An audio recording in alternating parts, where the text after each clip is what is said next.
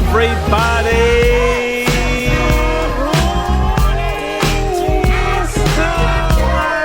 Oh my goodness, that's my name is Andrew, welcoming you back to the Andrew Lake Podcast. Hoping you're smiling, feeling the sunshine bursting through your heart. Feel the love, baby. This is the love, baby. Oh, what a time to be alive. What a place to be alive. I can't believe I'm here. I just cannot believe. I cannot predict. I give up predicting where I'm going to be. Hoping you're well, bringing you the quote of the day. What have we got today? Taste the chemicals. Oh, taste the chemicals. This one is really something. If you would like to support the podcast, please do buy me a coffee. There will be a link somewhere in the description. Your small change goes a long way. Greatly appreciated. The quote of the day is, taste the chemicals. Now, this comes from, of course, the particular sensation that occurs within the mouth when you try psychedelics, when you take drugs. It is its own unique flavour. Yes, it is its own unique taste. And there really is a taste to each of them in their own way, yes? There's something in LSD that causes the tongue to tingle in its way. And of course it changes the taste of food and the taste of experience. It affects your consciousness in a full multidimensional way, of course. This is psychedelic consciousness we're talking about. LSD is its own thing. And further still, DMT has its own taste. It sort of strangely sounds like rocket, not rocket fuel, like if rocket fuel was a dust, then that's how DMT would sound. On the tongue. This is a synesthesia. Is that what you call it? Where you taste a sound? The taste of DMT is what rocket fuel would sound like if it was a dust. Yeah, that's it. That's come on, man. That is right on. So let's get another one though. What about, I should also foreshadow what we're getting into. Detergent? Amrito? No, never mind about that. Dishes? Clothes? No, wait. We're getting off track. Let me just stick with LSD, DMT, MDMA. Now, MDMA, the taste has a phenomenon that is actually possible to achieve without MDMA. There's a process that happens which is the grey matter in the prefrontal cortex being stimulated so much that it actually causes a sensation in the tongue. Now, I've actually had this where you take MDMA. I've taken MDMA and then I've gone through the process. Beautiful process. Amazing. It's a journey. It's ecstasy. It's got your ups. It's got your downs. It's got your insides. It's very mind-centric. I find MDMA very mind and energetic-centric. And of course it can be heart-centric as well. It is also very much a matter of love. Well, I mean, to be fair, it's a multi-dimensional experience, as all psychedelic experiences are. But I found MDMA to be very mind-centric on certain trips. And yet, when that happens, there's a flavour in the tongue, which is from the chemicals, but also from the increased grey matter, from the fresh synaptic firings. And I've found that with certain meditation techniques and certain amounts of meditation, the same occurrence can happen. Now, when it happens in a pure way, without the use of chemicals, it's much more pure. You don't get that dirtiness. MDMA as a chemical, methylene dioxymethamphetamine as a chemical, has a dirtiness to it. There's a toxicity to it. There's something that hurts. There's something that is impure. And yet when you do it with meditation, when you have that synaptic firing and freshness in the tongue, the new grey matter, so much so that you have it in your tongue, there's something pure about it. There's something fresh. There's something organic about it. And of course, beyond all that, you do have the multidimensional experiences of MDMA without MDMA. I mean, this is my core thesis. This is the exact thing that we're talking about on this channel. This is the exact thing that I'm trying to say, which is that psychedelic consciousness is available to you without the use of chemicals. And the way that you do that is understand that you can taste the chemicals. That's exactly what this phrase is trying to say. Taste the chemicals, which is that you taste the grey matter in your mouth when you have fresh new synaptic firings happening in your prefrontal cortex. This is the message. This is the instructions. This is the thing that I wish upon you. This is the thing that I can only hope for myself and you and everyone else, because it's a beautiful thing. It is a beautiful thing. And the secret is in the taste. I remember there's this album called Smell the Difference by Jim Black and Chris Speed, and that was such a good album. That was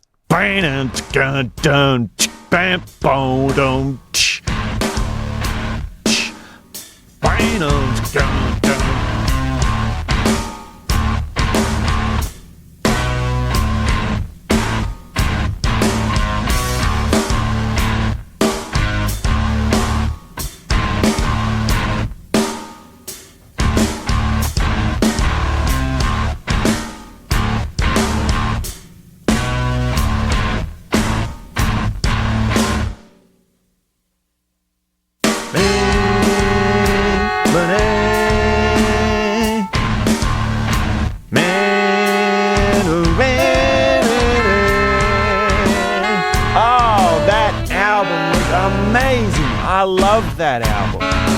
And that album was called Smell the Difference. Now, of course, Smell the Difference is the same or the cousin of Taste the Chemicals, because taste and smell are connected. We've shown, we've known, we've discovered, we have learnt that the taste of food relies very heavily on the smell.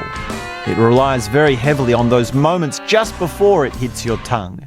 The smell has a very heavy weighting on it.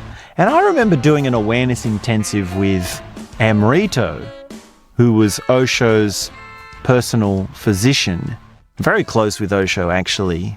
He was almost best buddies with him, always around him. And actually, Amrito he became chairman when I was there, actually. Anyway, I was in this awareness intensive with Amrito. He was running it. And we were doing a bunch of things. We were doing some dancing things. We were doing some sensory isolation things. We were doing some emotional things. We were doing stop exercises. And one of them was an exercise on taste and smell. And what he did was he got us all to close our eyes, sit down, become quiet, become present, become centered. And he got us to hold out your hand, and then he put something in it.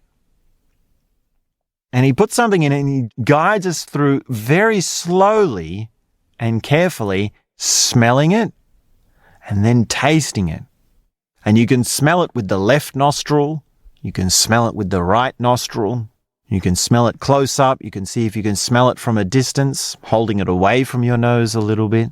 And you can taste it by having it on your tip of your tongue, on your lips, on the side of your tongue, as you chew it, as you roll it around in your mouth. And what it was actually a sultana. So it was like a dried grape, sun-dried grape sort of thing. And the funny part of the trip, or part of the trip, was this whole thing of, oh, I wonder what he's going to put in my hand. I wonder what it's going to be. Oh, I know what it is. It's this. And yet, with that going on, and his voice guiding of being carefully tasting this part there and this over here and this way and slowing it down, that whole thing of, oh, I know what it is, becomes irrelevant. And that's an insight into knowing what a taste is. That's a difference between knowing and experiencing. You know what a sun-dried tomato is, a sun-dried grape is. Well, you probably know what a sun-dried tomato is too. You know what a grape is, but how do you experience it? How is it that you take it into the senses? How is it that you really taste it? Whether by smelling the difference or tasting the difference or sensing in any sort of way. You can also feel it with your hands. This is another process. I remember Leo from actualize.org had a similar kind of process for one of his consciousness techniques, which was where you do the same thing, but instead of with a food and eating it, you do it with a book.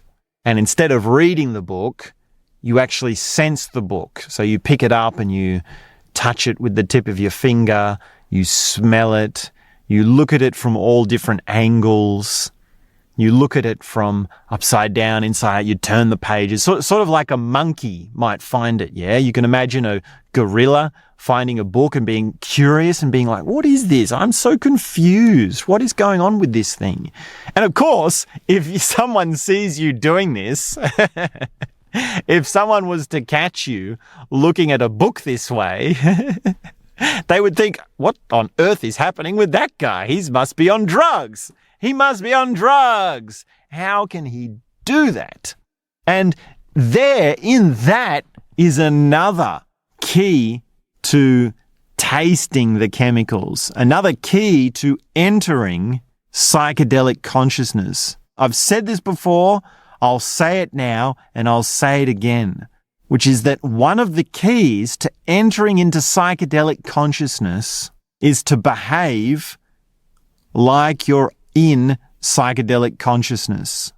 Behavior is one of the absolute fastest ways to induce your consciousness into a new state, a new way of being, a new perspective, a new flow of mind, body, spirit, and energy.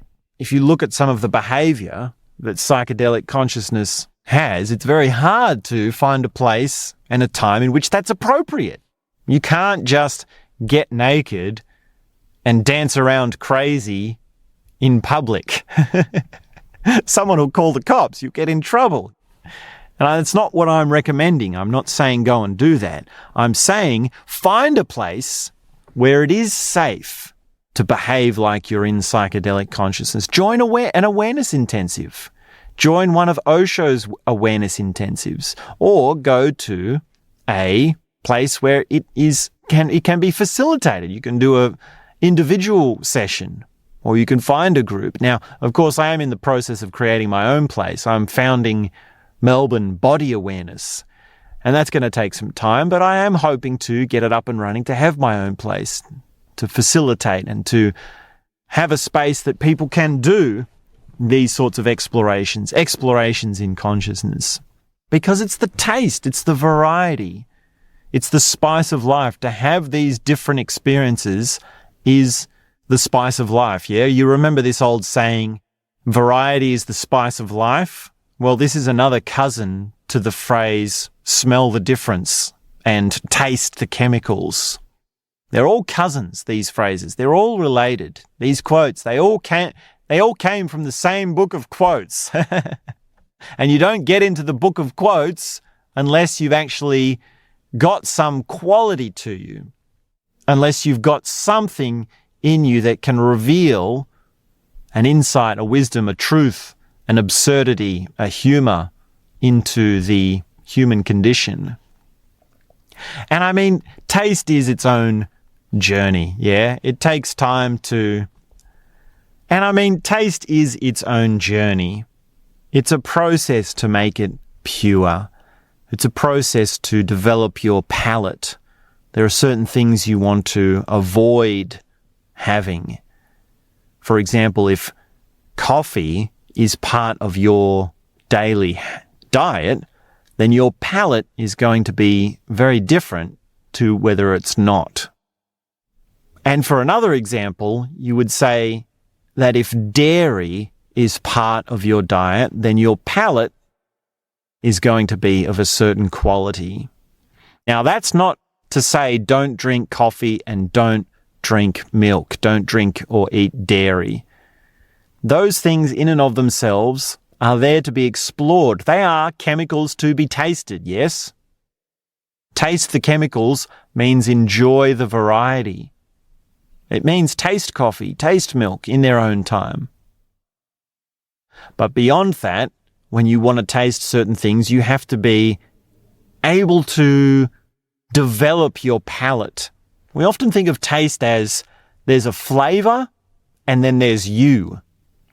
And the flavor or the substance or the chemical or the food, which food and chemicals we can use interchangeably. I mean, food is chemicals. Everything is chemicals, as Tim Minchin would say. Everything is chemicals. And, everything chemical is bad, ignoring the fact that everything is chemicals. Everything is chemicals! But this idea of food and taste going onto your tongue is only one way of looking at it. It's only one way of tasting. The other way of tasting is by actually turning inwards and saying, how can I develop my palate? How can I allow myself to really relish the taste, to really indulge in it, to really open my consciousness, to really put my awareness in my senses so that my senses are receiving the maximum amount of stimuli that they can. And doing that means developing different diets, experimenting with different diets. It means doing an awareness intensive, like I have done with Amrito, doing an exercise where you close your eyes and he guides you through the tasting of the sultana. It means doing those sort of awareness techniques. That will change the way that you taste food. It'll change the way that you taste chemicals. And developing your palate is something that really is nuanced and really is part of a process.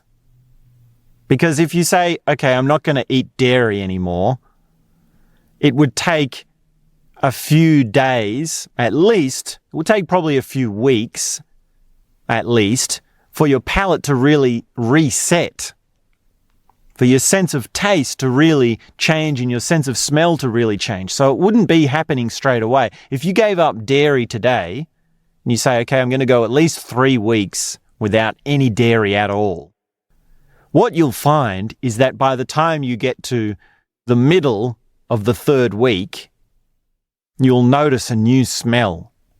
You'll notice a new taste. Now, if you're doing this process with dance, active meditation, silent sitting, energy practice, and all those good things, then it's going to speed up the process because your synaptic firings and your neural plasticity is going to give you the chance to have new tastes. They work hand in hand, yes, they go together. And really you want to be having a multi-front approach to your consciousness anyway. So you want to be doing diet and taste and consciousness techniques and dance. So that's a little bit about what it means to taste the chemicals. There really is no taste like LSD. I remember the taste of LSD. There really is nothing like it. It gets in your mouth. It gets into your saliva. It gets into your whole system. It's really something, isn't it? But anyway, that's all we've got time for. So please do subscribe. Please do have a beautiful day. Enjoy your times. Life is there to be tasted. Taste it. Stay safe. Stay beautiful. Take care of yourself. Don't beat yourself up, yeah? There's too many challenges in this world for you to beat yourself up. Face the challenge of the day. You can do it. I believe in you. Please do come back again for another episode. We'll be coming back again very soon. So subscribe, leave your comment, leave a 5-star review. Head on over to Buy Me a Coffee in the link in the description. And I send you warm feelings and love. So stay safe, stay cute. See ya. Bye-bye. At the end. Bye-bye. I really have to go to the cuckoo now.